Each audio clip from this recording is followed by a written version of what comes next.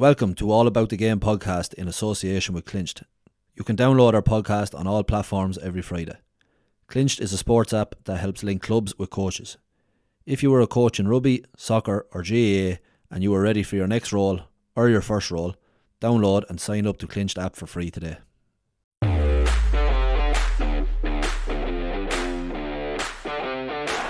Leinster looking to counter here. Sean O'Brien, well, if there's one player who can take a hit from Courtney Lawes and stand and see it off and bounce off. Raised thanks to the accurate free-taking of John Doyle. 2 points between the teams. Football is hurling, and maybe in that moment should have slipped out very to go, like, have a conversation and say, I want to make that decision, but it ultimately comes down to them. Hello and you're very welcome back to episode 18 of All About the Game podcast in association with Clinched. I am joined this evening by Johnny Dial. Johnny, how are things? Good Podge, yeah, good. Yeah, busy week, and All Ireland hurling last weekend, All Ireland football this weekend. Sure, what else would you be at? It's exciting times to be involved in the GAA. Obviously, you'd prefer if we were heading to Croker with our white flags and our jerseys, but you never know on the years ahead what's ahead. Yeah, so. Absolutely. Yeah, no, it's great, and I suppose on the back of that, all is in club championships starting up and teams starting to get back going, and that. So I suppose it's going to be a busy time and a good time of the year. As you say, All Ireland hurling last weekend, and I suppose a surprise, well, to the bookies anyways. They had Tipperary at, I think it was 3 or 4 to 1, but Jesus, they were full value for their win. Yeah, it's the strangest. I got a call Saturday from a good friend of mine who was after coming across 2 tickets for the hurling. He said, "Do you want to go?" And I said, "There's never a hurling final before, and Tipperary and Cork, through the traditional counties." I said, "You know what, this is going to be a great game," and don't ask me why, because I'd be no expert on hurling, but I was saying, you know what, I think this could be, like, I was expecting Cork to win like most people were, but I thought, I definitely felt that Tipperary were going to, they're a traditional, very proud county, and they weren't going to lie down to Cork, but I still thought if Cork clicked the full gear and what we've seen them so often over the summer, that, you know what, this could be, they could win pulling up. Yeah. But it was a strange one. We decided we'd stay away from the N7, and I met my buddy in Allenwood. He picked me up in Allenwood, and we headed up the N4. And there was no traffic. Sailed right into. I got the spot that I normally get there, opposite the Mater Hospital. Pulled in, got parking, no problem. Now we were a little bit worried.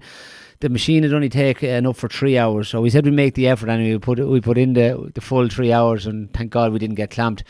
But yeah, there was a big crowd and even the first half, I thought the hurling wasn't brilliant. There was a lot of wides. I suppose you put it down maybe to a bit of nervousness, and there was, I don't know what way the tickets were distributed, but there seemed to be a huge amount of Cork compared to Tipperary. You just looked at even some of the aerial shots afterwards, like the place was red, and then it just died. Yeah, and as you said, full of red, and they really thought it was their time. And I suppose even watching on the telly, like, it was, you say, Tipperary, whether it was down to nerves, whatever, a lot of wides, but were creating chances. But it was almost like when Cork got that goal before half time, it was like, there's the game over now. Yeah. It's going to get away from Tipperary even earlier than you thought. Yeah, absolutely. And like, as I say, up to that, it was sort of, tit for tat. There was a score for Cork, there was a score for Limerick or for Tip, and then, as I say, when that goal went in, you think there's 6 points going in, and no different in football. You'd say don't give away a goal coming up to half time. If there's no good time to put, that's the real wrong time. You're going to dress them, and it was the strangest second half. You'd expected Cork just to kick on, and then I think it's funny, different things. And again, there's no reason behind it, but it's something. I said when Patrick Horgan missed that 65, like, that's bread and butter straight in front of the goals. You were thinking, maybe Cheney, that's a bit. No, it's easy to look back. But if they went on in one Podge, we wouldn't even mention that. It's probably a small psychology thing. You definitely hear it in the football dressing room a lot. get the first score of the second half, Yeah. get us back into the game, draw the first score of the second half. Settle us down. Kind maybe of thought put a the bit same when he missed it. I was like it's just so unlike him. So unlike He do it with 99 times out of 100. So unlike him. And I wonder, you'd be thinking about all these things, and like I listened to him, and last year there was some documentary about Cork, and I was listening, and like he's the most, everyone was talking about, everyone wanted to see Patrick Horgan. He deserves an All-Ireland medal, and he's, not to be going away maybe like what to say about Dermot Early Senior, the greatest ever never to win an All-Ireland, and it was one of the reasons I probably would have liked to see Cork, even though he had no skin in the game. But he's a phenomenal hurler, and you'd wonder, does that carry added pressure? He'd probably say no, but and then when things didn't fall right for him, he still scored 4 points. He scored a brilliant one brilliant point in the first, but. And my heart went out to him. That's when he was called ashore. Then you think, but then that sport, there's no sentiment in it. But it was the strangest, like for a team in a hurling game to score 2 points in the second half. Like even in maybe a rugby game or even a game of soccer, one team dominates, the other team just probably click on a few scores at the end. You'd often hear the commentator saying a bit of respectability about it, and. It didn't. There was nothing. No, nothing. It was penalty missed. It was probably everything. not until after that. I think scoreline. Someone put the scoreline second half 3-14, 2 points. How did he only score 2 points? Now I know from maybe with 20 minutes to go to start going for goals. Yeah, but even still mental. But even and look at sometimes there's points scored in hurling, and you're thinking even to go for it from there. But there was a few times in the second half you felt, let's just work at that a little bit, make sure. There was a couple. I think Brian Hayes took way out on the sideline. When the momentum's gone against you, they normally don't. Yeah, you think you just work it inside. Probably mind games and look, obviously you need a bit of luck and you need things to fall right on the day, and it definitely didn't for Cork. And then you kind of had the tactics side of the manager where. I think in the press he said he never played a sweeper in his life, and I kind of said that. I'm sure Cork had kind of, especially after beating Dublin and seeing the damage the full forward line done, it was probably a sweeper was, you could kind of think, you would have thought that Tipperary were going to do it, and it worked well for them. But I actually thought it was interesting the way maybe Cork would have went in at half time and discussed, probably a lot of discussion would have been about taking the sweeper out of the game, and then Tip came out, I wonder, like in the plan, and said, right, let's push up for the first 10 minutes, and changed kind of tact, and it would kind of nearly throw, you seen maybe at one stage you could see Pat Ryan and the 5 management talking, and it was kind of, I think the camera went to them and it came away, and I went back to about 2 minutes later and they were still in discussion. It's just, look, you don't know what they're discussing. That's it, and it's funny, like we were coming out after the game, and there was two Cork lads chatting behind me, and like one lad said to the other, I tell you, that effing Pat Ryan, he has to go. And I'm there, hold on, lad. Like, a hero. You were 6 points up at half time. Probably not hurling that well. How is it Pat Ryan fault? Like, how? But it's a guard. It's just the mentality of it. Sure, you get Patrick Horgan used to go. You get lads kind of all that kind of crap, but, I suppose, when things aren't. Yeah, but look at, like we talked about, and you'd wonder, like how do you pick that up? It's Pat Ryan's 3rd year of his 3-year term. Well, does he say, listen, we just pushed close, we just couldn't get over the line, or does that, if he goes on and tries to, maybe get a couple of players to build on that again, has he the graw? Have the players the graw for it? There's so many different things come into it, but But sure, you look at last year, and I only seen an interview there with Liam Cahill after they were knocked out of Munster and knocked out with the championship. Yeah. And the interviewer asked him, he was on a 3-year term. He said, "You've 2 years done. Will you do the 3rd one?" And you could see Liam Cahill kind of why wouldn't I? Or what kind of put it back on him for asking the question, that it was disrespectful, which fair enough. But I'm sure the reporter was asking him the same way as half the Tipperary supporters were saying he needs to go. He had a tough 2 years.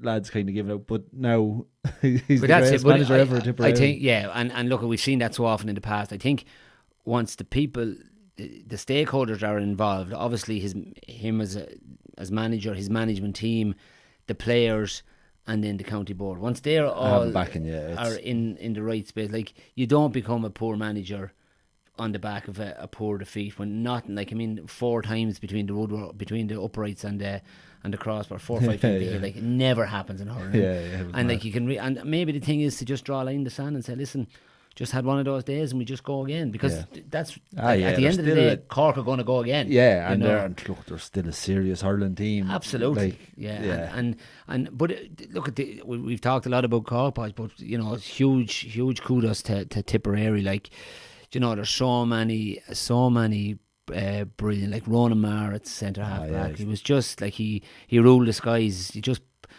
strong. Like, he doesn't look to be the tallest. But by God, there was balls there. I don't know how he came out with them and just set up scores and look at John McGrath. I saw something on Twitter or something. John McGrath, too old, too slow, 2-2. I thought it was brilliant, you know. And the flick for the goal, just composure, and even winning the penalty. Real kind of Alan Smithy one. But like, your man drew in the arm and it was like, grab it and go down. Like, and the referee's a split. Like, if he doesn't get the right view of it. In real time, you go, penalty all day long. And then you see the replay and you go, I don't know. I know. But there's no VAR. No. But like, he had a huge game. And like, even that ball, the Cork keeper was coming out, you're thinking, if he takes his eye off that for a split second, there could have been a train coming behind him and he wasn't taking his eye off. And it just the little flick to the it was brilliant. And they had like and Darren McCarthy, like, at 19 years of age, 113. Well, even stepping up, taking the penalty, like with Jason Ford there, who's you know, could. You'd easily be saying, go on, you hit it, but like, give it to me and stitch the top corner, and sent off twice then during the year. And you know, well, and what a talent. But I suppose, and like Liam Cahill been working with them lads kind of maybe all up along, I'm sure there's, you know, it comes into play as well that, you know, the belief they have. Well, he knows those players, and he knows what they're capable of, and like, he, you know, you like, we only see them on the big day, but he knows what makes them tick, how they're going. Like, he, you know, they'd have them players just judged to a T, and they obviously has huge belief in him. And like, you know, you could see the devastation when he was sent off the last day. Like, but what a performance! Like, nerves of steel, and like, at 19 years of age, 113 in an All Ireland final. And even I don't know if he hit wide after. I think it could have been off 14 shots. Yeah, max 15, phenomenal. Like, it's serious. And then like, you know, the icing on the cake to see Noel McGrath coming in and getting a score. Like, it's just, look, it's fairy tale stuff, really. You dream of the day when you may be in an All Ireland final and you're 10 minutes to go and you say, we have this, like, let's enjoy it. And phenomenal day for Tipperary and all to do with Tipperary, and a tough day for Cork. But Cork are they're a proud county, they're a proud hurling county. It's hard to believe it has been 20 years since, you know, like, when you think someone, I suppose there's talk about it all the time when they're in the All Ireland final, there's talk about 20 years. When I heard that, I went, what? Like, it's hard to believe, crazy for such a strong hurling county, but I suppose it shows how difficult and like it can be. They've had a lot of underage success with hurling as well.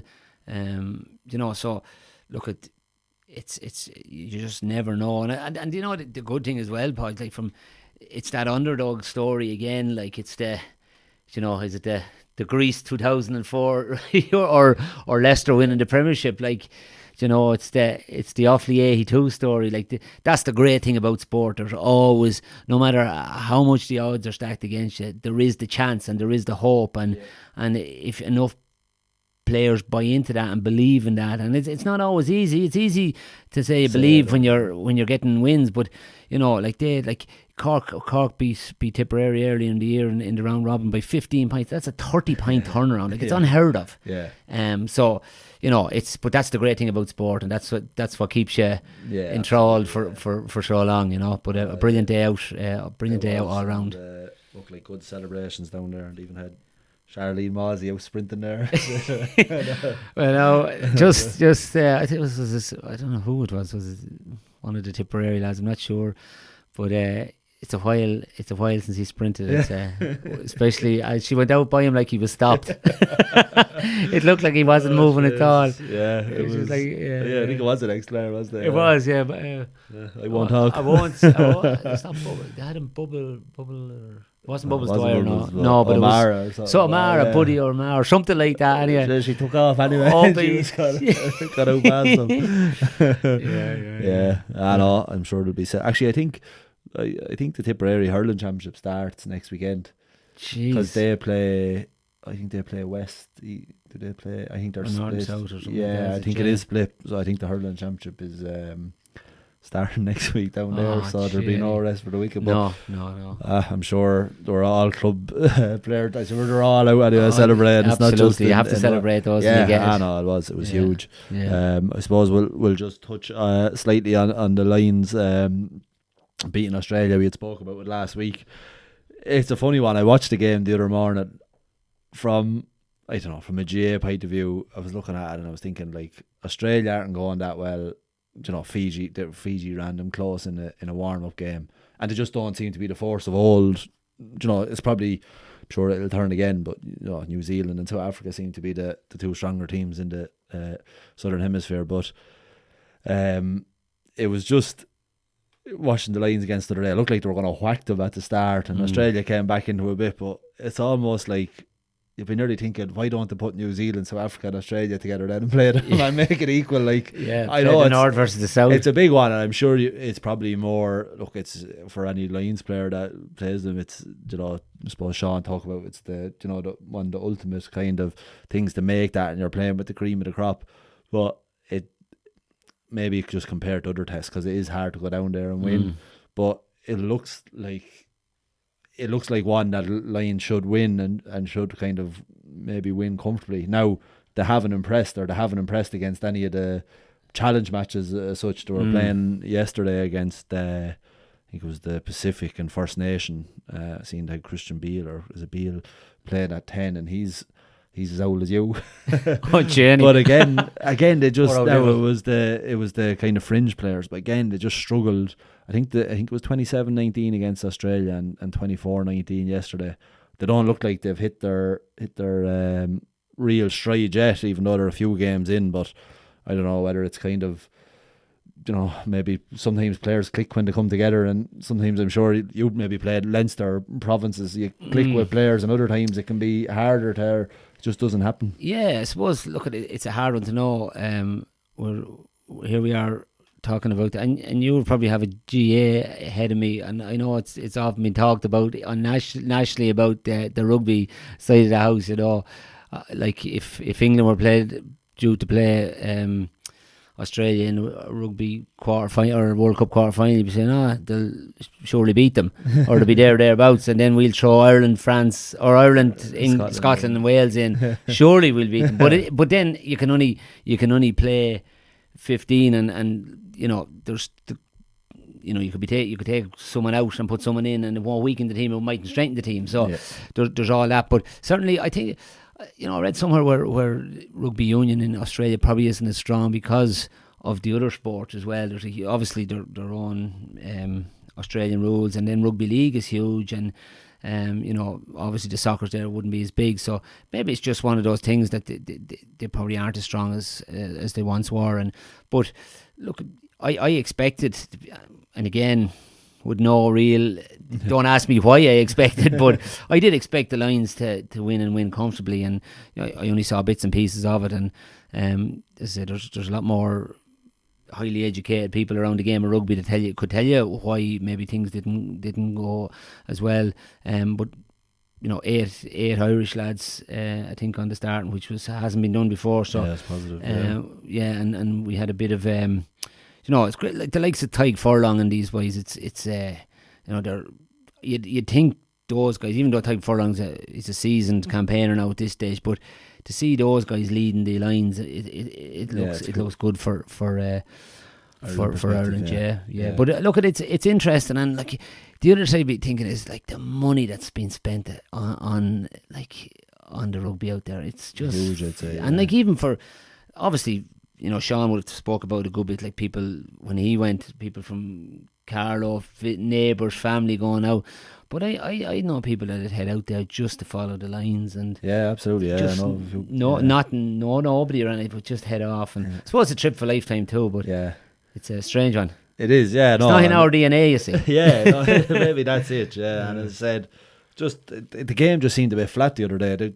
As I said, it looked like they got a third try and it looked like, oh, this is going to be a rout, and then it was disallowed TMO, and then Australia got back into it, and at half time Dan Sheehan scored a try, then started the second half, looked like 24-5, and here we go now, that's game. And then after that it was all Australia, and in fairness they played well and got it back to, I think it was 24-19, and then it was a penalty just to put lines out of touching distance. But yeah, it maybe with Australia's second half it showed that they can maybe put it up to the lines over the next few weeks. But yeah, it'll be interesting to see. You see Jamie Osborne, ace man there, scoring 2 tries yesterday as well. So in the warm-up game, yeah, that'll do his chances no good to get a cap. Yeah, absolutely. Yeah, no, definitely. I'd say he probably could make the subs now. As I say off, Sean be a better man to ask, but Sean kind of had predicted that he'll be in the squad, and he eventually was called in and 2 tries yesterday. Yeah, so it won't do him any harm anyway. No,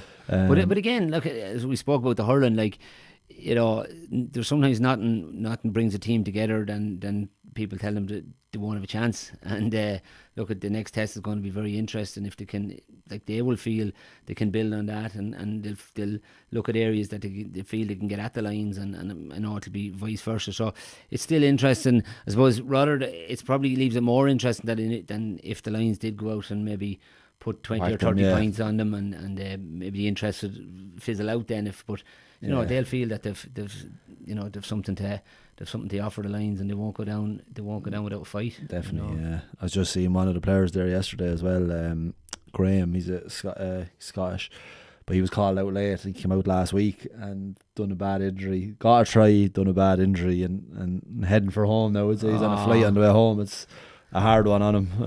Even though I was laughing, the commentator kind of said it like, it was at 11 o'clock in the day, so school holidays were great. Watching it yesterday, feel watching it. But it's tough going on. The commentator said, or the commentator kind of said, "Oh, how hard is it?" And Ronan O'Gara, "I'll be alright. He'll wake up tomorrow. He'll realise he scored a try for the Lions. He'll be alright. He can't take it away from him." Just kind of no sympathy. Yeah, well, that's it. He'll go down. He'll tell his grandkids I scored for. Yeah, they don't. You don't have to give any more information or can't take it away. But from yeah, him. it must be like the highs and lows of sport. Yeah, exactly. Get the high to be. Coming off, imagine getting the call to say, "Listen, come on out," and you're there, and the family and all your. And he was flying. He was playing well and got his try, and then just bad that injury. You know, it's tough. You're on the next flight home. That's sport, isn't it? I suppose in GA there's been, before we get on to the big one at the weekend, there's been a bit of movement on the management front. To see Devlin has gone to Louth, as you say. He was already kind of been doing a bit of work there in the background. Yeah, well, he's employed by Leinster Council and working in Louth and doing a lot of good work. Like, obviously came in with Mickey Hart and was Mickey's right hand man for a good number of years in Tyrone, and came into the Louth job, and you know, a position came up and they kept him on there as a full-time coach. He looked after a lot of the underage stuff, and they've had a brilliant year at underage, like minor, and they're beaten in the minor final, I think. Or did they win the minor final? This year? Yeah, they won the minor and the 20s. This year, Leinster, yeah. So like, Offaly beat them in Leinster, wasn't it? No, they beat in Newbridge. No, I don't know. Offaly didn't win the Leinster, so Offaly beat Kildare. Did they? Oh, did they? They did. Sorry, they did. Yeah. No, but they were in the Leinster final and won, of course. Yeah. But like, I suppose so. He knows the scene inside out, and maybe they felt that it was the next thing for him. He's a lot of experience, but again, the pressure of it, like, you know, he was the wingman for Mickey Hart. Now he's in the spotlights on him, and a very good coach. I'd say it'll take a little bit of solace or a little bit of encouragement in that. Like, it's a tough job to take on after winning Leinster from Ger Brennan, but Ger Brennan's was a hell of a tough job to take on. Like, everyone expected when Ger Brennan took over that, Mickey Hart's gone now, here comes the drop off. And like, you know, the players kind of spoke about well, we weren't going to let that happen. And they kept going in the right direction. So I was just listening to a podcast with Niall MacDonald on it a few weeks ago, and they were asking, you know, what if Ger Brennan goes or what? He says, I hope he stays, but if he goes, he goes. You know, we're not. It can't be just the whole thing is feck now and that's it. So there's obviously good structures there. Like, you know, there's lots of examples, Podge, where that does happen. Yeah. You know, there's someone leading, driving the standards, driving sponsors, driving the county board, you know, putting structures in place, maybe at underage, and then when they go, there's a big void. Like we've seen that in professional sport, like none bigger than Man United. Yeah, do you know? Yeah. So like exactly, since Ferguson, but it's interesting to see. So obviously their houses in you know, in good order up there, and they've a lot of like, and I know that there's lots of room for improvement. No different than any county, but it's you know, it's having the structures in place that if a player or, you know, a chairman of a county board or a treasurer or, you know, a main sponsor or a manager goes, that the show goes on, and that's ideally position you're trying to get in. And obviously, you know, you mentioned Niall, that look at brilliant, we'd love to keep him, but there's bigger things here in Louth, and show must go on. Show must go on, yeah. But an interesting one, and you know, very good coach and highly regarded coach. Devlin is, and it's one you'll be looking forward to seeing. You know, would he change things? You know, what way to set up. But he's a deep thinker of the game, and he'll come up with a few things that maybe change things up. I suppose Ciarán Meenagh back to Derry as well, which another one again, kind of similar as you say, right hand man. He was Rory Gallagher's right hand man and took over the reins. And everyone expected him to stay. Well, I expected him to stay on. Do you know, he'd taken over from Rory Gallagher that time. You know, obviously intern manager, and then.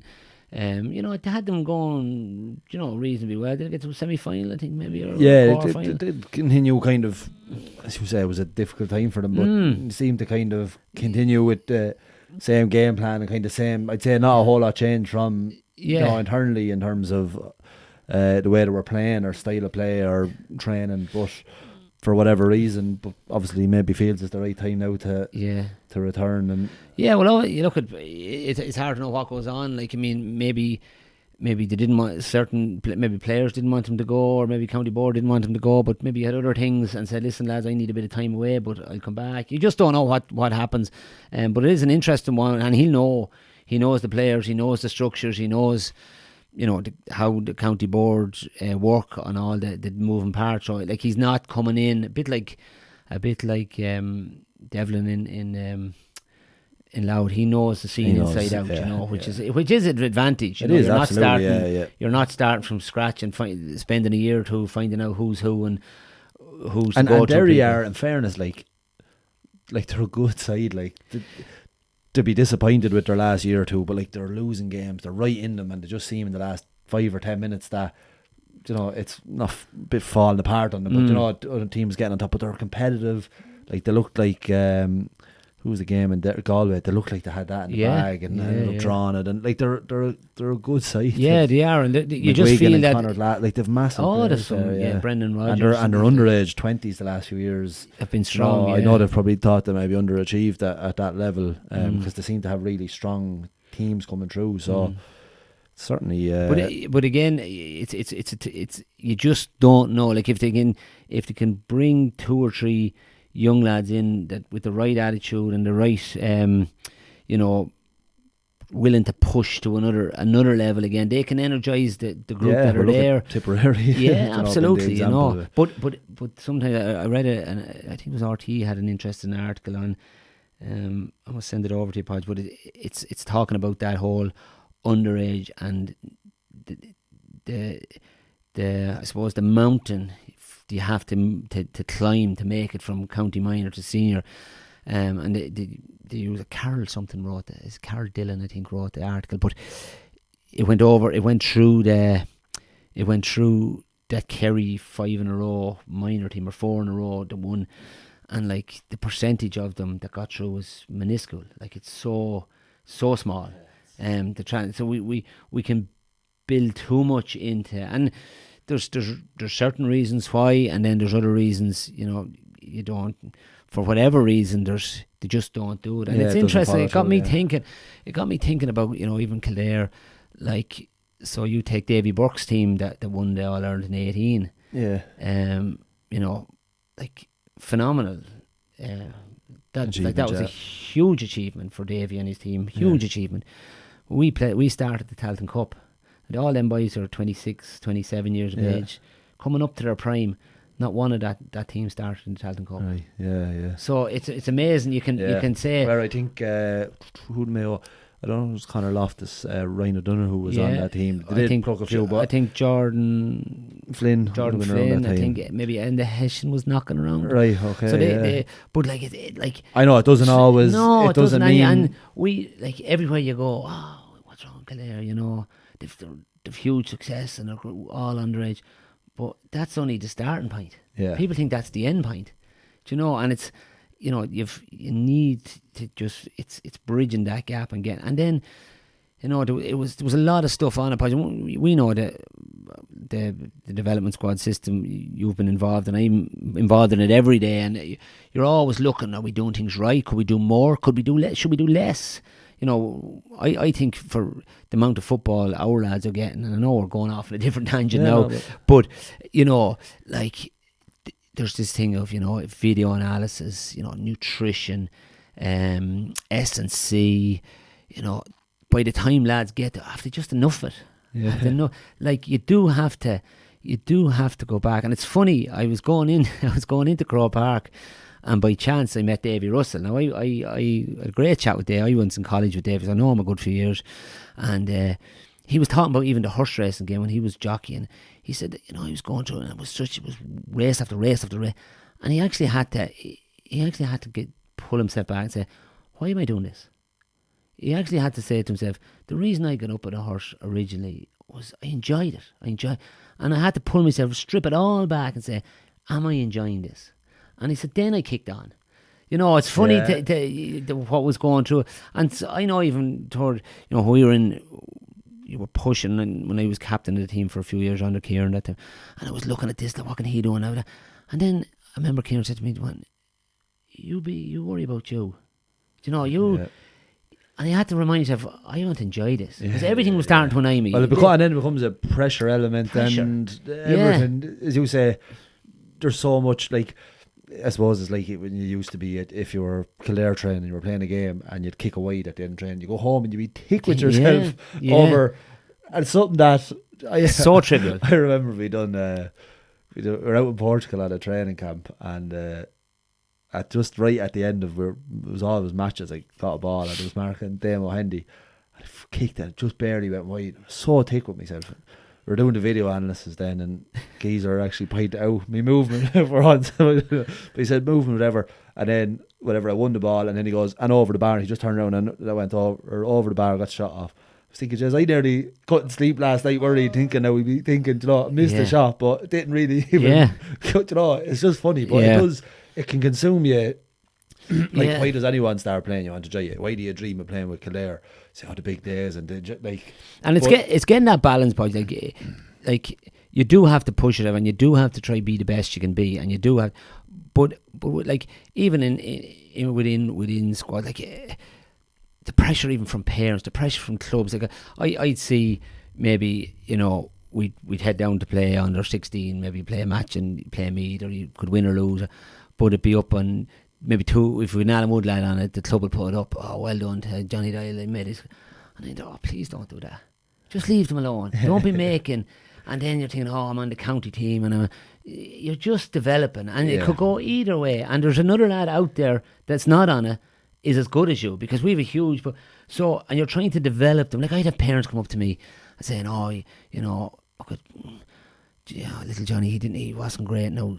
But you played him right half back, and he's normally left half back. Do you know this sort of stuff? And you're thinking, no, let's develop him as a player. When he doesn't have the ball, can he tackle? Probably most players, anyways, like that kind of stuff. I'm saying if you're good enough, but like I played full back for 2 years when eventually found out I was too slow at development squads. Yeah. I went into trials and I had to play full back, and I marked a lad, and he wasn't great. Like, I don't know who he was. But she was grand, so I cleaned up and thought, great full back. I play full back, and it was best thing ever for me, because I actually learned loads about trying to, you know, whether it be mark in front, play a different position, that when you go up to the forwards, back into the forwards, you kind of realise maybe what way a fullback's thinking or what. Yeah. But like, so what? Like, just go and play there. Don't. Yeah. You know, So- eventually some lad came in one day and roasted me. Thank God. Got you out there. Took me longer than that, But you're right. Like, I suppose back to our point is as well as, you know, we started talking about Derry, and now we are now talking about Derry develop. But it was just an interesting article. Like the one guarantee with sport, with whatever sport it is there's no guarantee. Yeah. You know, there's like, you can look and maybe you find a trend of, you know, they'll talk about the players from the first 6 months versus the player that born in the next 6 months, or where they are. But the biggest thing I see for the lads that want to make it or go on, and it's, you know, there's loads of different attributes make up a player, but the want and the hunger. Yeah, That's number one. Yeah, no, it is. If you Now, if you don't have that, it's over. Yeah, you know, and yeah. if you're doing it because Ma or Dad wants you to do it, or you're doing it, you have to love the game. Yeah. Sometimes sometimes that can be an environment you grow up, because you're a GA house and you're going to matches and even if you're only being brought down to the field and you're out the back, you're not even watching the game, but you're in that environment. Yeah. So it's that whole nature. But versus but nurture. even you talk about, say, development squads at the minute, like, you might have them for an hour and a half, 2 hours a week. They'll train with their club 2 hours. But like, it's maybe the other one lad is out kicking every evening for 3 or 4 hours. So he's actually gaining 20 hours training on the lad that's getting, like, and you might just prefer to play the PlayStation, so that's what you're going to do. But it's kind of the enjoyment of going out and kicking around. Yeah, Right, but you're not going out and, you know, you're But going that young to lad, them young lads that are out kicking in the garden or out it's not in their head that they're doing extra. Yeah, they're out doing something they yeah, enjoy doing. Yeah. And that's a huge starting point. Yeah. You know, it doesn't guarantee everything, Yeah. but it's a start, because if it's a chore at that age or whatever yeah. you're thinking, then it's Yeah, not yeah. going It's to not, really. no. really And last, look at, but yeah, again back to Derry. I suppose it'll be interesting to see what way that works out. Yeah. But there's a few. It's amazing when these positions come up, like big talk about, do Mayo stay internal. You know, there's talks of I see Tony people McEntee giving out about today about Jesus, other places getting their house in order. What's the story with Mayo? And I suppose maybe from people's thinking anyways is that Mayo Championship is about to start. Have your manager in place. Let him There's see. your trials in watching Club Championship, but Yeah. it'll be interesting to see what way they go. Yeah, I and heard- Andy Moran's name is you know, he's been there with Leitrim, he knows. Then he's gone into a in higher Cavan, pressure in Monaghan. or Monaghan, sorry. Yeah, so has he served his time? Yeah, It'd be interesting to see. He definitely you wouldn't know, be so a bad candidate anyways No. for them, and as you say, it kind of brings back that internal. But yeah, it will be interesting seeing lots of Mayo looking, Roscommon looking. So I heard can't remember who said it 2 or 3 weeks ago about Joe Murphy to Roscommon, that I heard his name was linked with them. So now that pure speculation. Yeah, but hardly when he's just have to go back to. and it's Or was funny. he intern? Is he intern manager in Carlow? Was he what? Was he intern when Shane Curran left, or was he a permanent? Sometimes they used to. They didn't say it. Like, They didn't say 3 or term, intern is like a safety net. But they kind of just said at the start of the year he was taking over the reins. They didn't really say, and obviously they said it would work better if he had a full year with them. I know, but yeah. For us common game, if he had one, as I said, pure speculation. Something I could have just made up and told me. Exactly. I suppose looking forward to the weekend with Donegal and Kerry. It's an exciting final. I think it's the 2 best teams anyways in the country facing off against each other, and it's going to be a good spectacle, I suppose. Kind of one running team. Every team's a running team now, but with the new rules there's that more opportunity to kick into Clifford, or where I suppose on the other side Donegal do too with Michael Murphy, whether he's in there, or Oisín Gallen. There's so many options, but it's just, it has the feel of a really good game. Yeah, it's do you know what? It's one of those, if we sit down to look at each team, we could come up with 5 or 6 reasons why Donegal will win it, and 5 or 6 reasons why Kerry will win it. And I there's times I'm thinking, Donegal will win. I think they'll have too much, the bench. And then you're thinking, like, if you look at the Kerry forwards, like Clifford is in the form of his life. And like, even if you analyse the Meath match, you know, in the first half, the The Armagh game, he was quite-ish by his standards. Yeah. By his standards, he was quite-ish in the first half. And I think Shawnee Shea had 10 points by half time. Yeah. And then, okay, we better keep an eye on the Shawnee Shea lad now. And next thing, Clifford kicks in the second half and puts on a, you know, like you can say, oh, well, how do you come up with a plan? And you can try come up with a plan I don't think you'll sniff him out, but you might say, well, look, if we could keep Clifford to 6 points. Yeah, exactly. You have to accept he's going to. Yeah, but there's so many other lads, like Joe O'Connor's playing the football, Gavin White has come from the half line, will Tom Sullivan come back into it? You know, there's just so many different probably have Poddy back up to closer to full speed now, and obviously I think Paul Geaney is a big one as well. Yeah, like, you know, the other two Geanies, Connor and I think Dylan, they just don't seem at the minute to pose a big as a threat as, you know. Paul he's a big game player. He's been there, done it.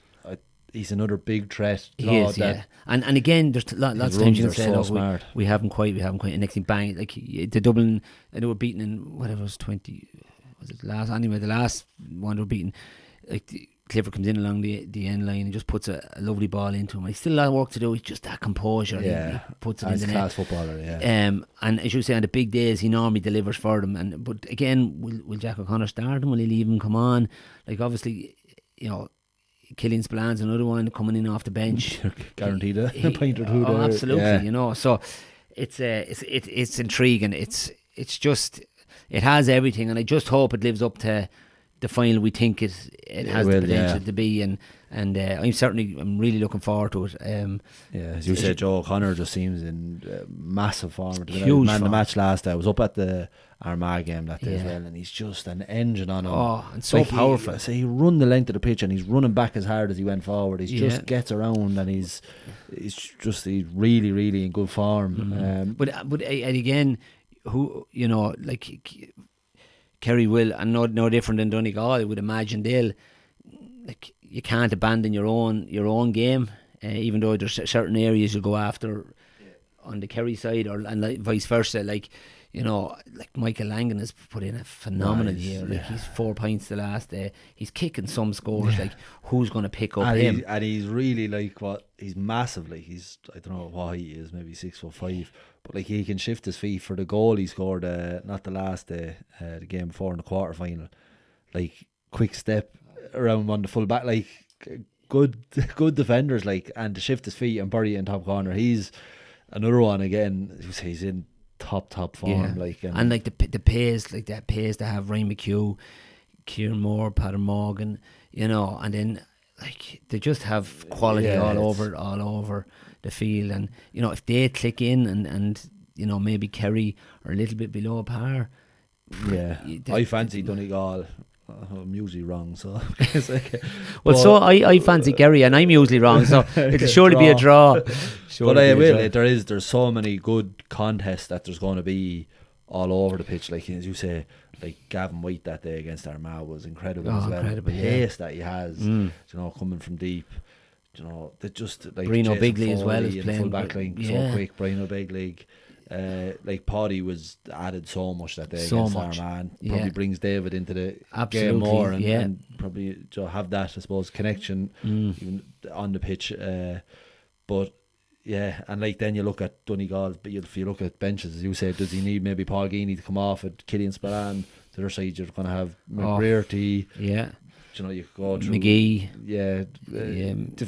Brennan if they decide to pitch. They've loads. What do you call it? Darragh Wheel, like, who was man of the match in 2 or 3 of the league games. And now, you know that. But like, that's the competition to have for players. And then sometimes the final throws up the most unexpected hero, and like, you know, does he look throw at in Darragh McCarthy and who looked like the big villain? Absolutely, like does it's hard to believe that Niall O'Donnell's getting no football. Do you know that we know Niall well, like, a phenomenal player. And his brother Shane is who probably difference is Niall has maybe had been unfortunate with injuries. Shane they're two similar footballers as got a run, and it doesn't mean like Niall could still be playing the football of his life, but if he just can't get into the team, which happens as well. But you're hoping for a lad to a poor performance. It's but it has everything. It's just going to be. Look, I just hope it lives up to the spectacle we think it will. And I think with the new rules, it will. Yeah. Like, you might if things were Kerry were getting a bit of a run on them. In the old rules would just Donegal slow the whole thing down, keep ball, force them to come out.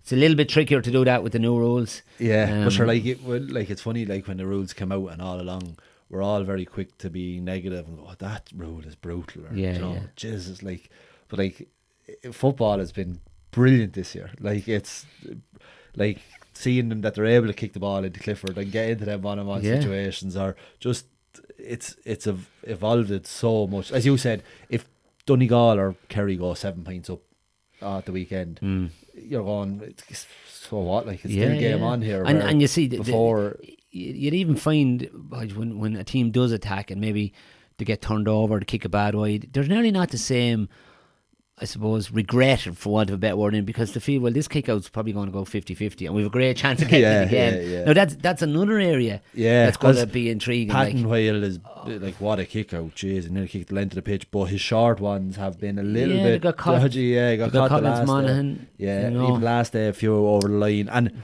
look, it's such a difficult. I'd hate to play it this, because, and if you don't get one right, is it like, I think you're nearly better off just going along.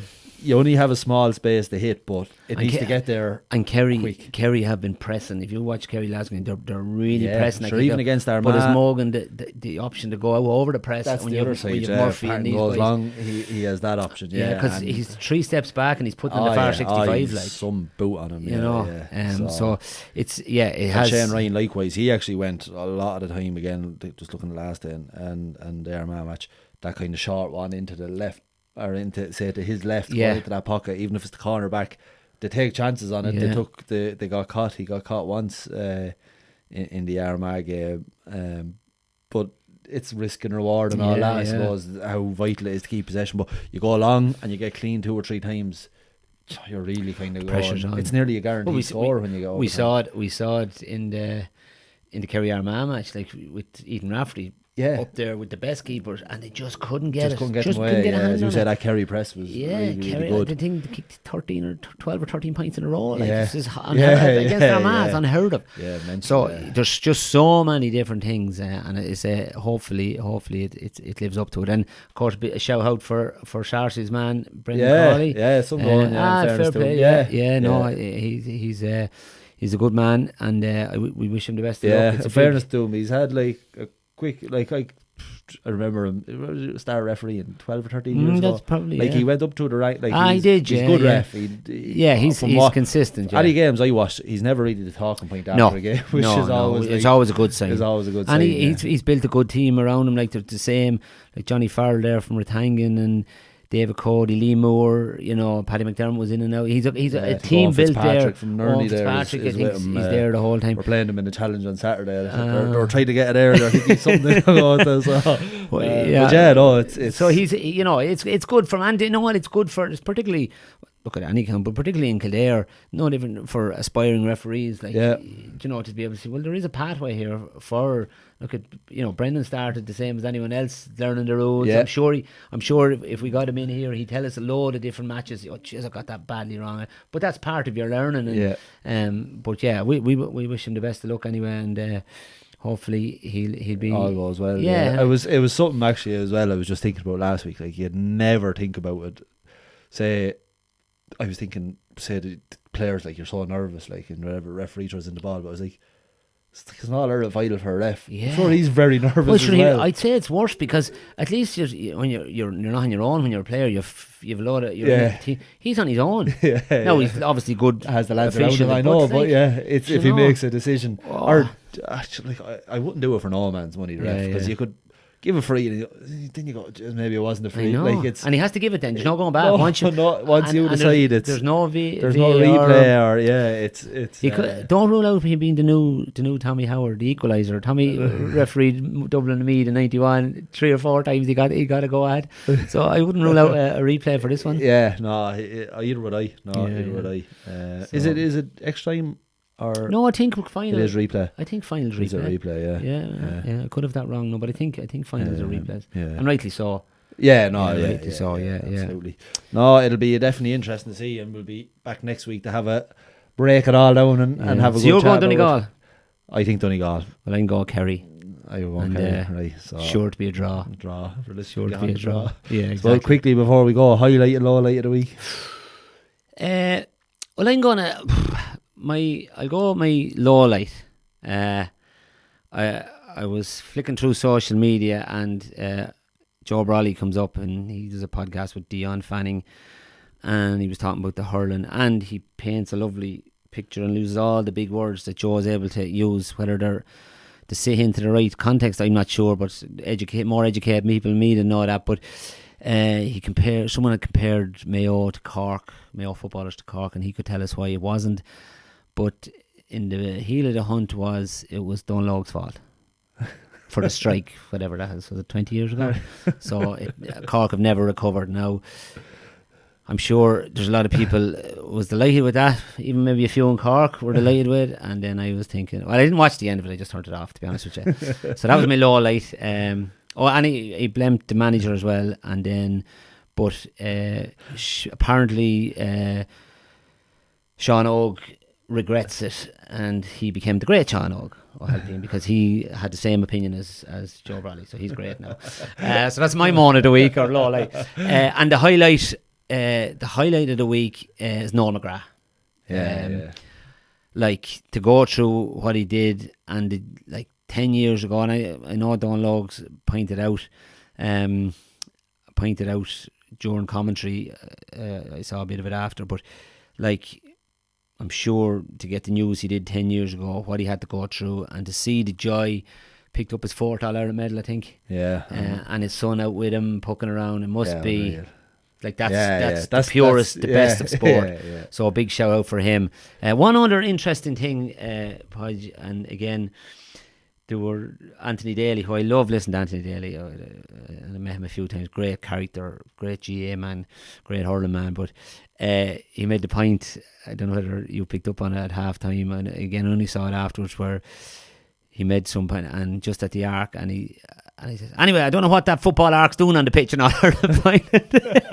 He wasn't happy with the arc. Wasn't impressed with it at all. No. So while he's a GA man, he's really pushed early, get that off the field. So it'll be interesting now this Sunday. Will there be any 65s on the field? We'll have to look out for them, Podge. We'll comment on that next week. Yeah. Some lad up in Croke Park with a bottle of water, scribbled them out. He wasn't impressed with the arc. Oh, jeez, that's gas. Yeah. So that's me. What about you? Oh, Jesus, I had a quite enough week. What did I? I had no all that happening. Highlight of the week. Jesus. Surely down in Clanmore, things are going well. Yeah, we want to do good training sessions, alright. Highlight of the week. Oh, I went back doing a bit of training. Oh, Bit Johnny. of high rocks. High rocks? Well, it was more low rocks. It was more bit of a circus session. So Deadly. That was the low light was halfway through and I couldn't breathe, and I can't really walk since. So yeah, keep you updated on my training program. Yeah. There's a podcast of that on its own. I'm expecting to see some reels. It's either buy a new closet of clothes or lose a bit of weight to pay into the ones I have. So. I don't know about it. Right? Yeah, listen, Rome wasn't built in a day. Definitely be more than a day. Yeah, Jesus, you're all right. But yeah, that's So what you're I'm back at. Come on. Back at. Yeah, Watch this space. Watch this space. Lawrence's will be. No, it's all high rocks now. No matter with the football or hurling. The Larrys will be opening the trophy cabinet to dust it down. The Podger's back. Oh no, jeez, that's how speculation starts. Yeah. Oh, well, you heard it here first, ladies and gentlemen. Too busy in Clonmore. We're hunting down a Carlo Championship. Good stuff. Yeah, no, thanks everyone for listening. This is episode 18 of All About the Game podcast in association with Clinched. You can download our podcast wherever you download your podcast, and be sure to also download Clinched on the Apple Store. Thanks for listening, and we'll see you next week.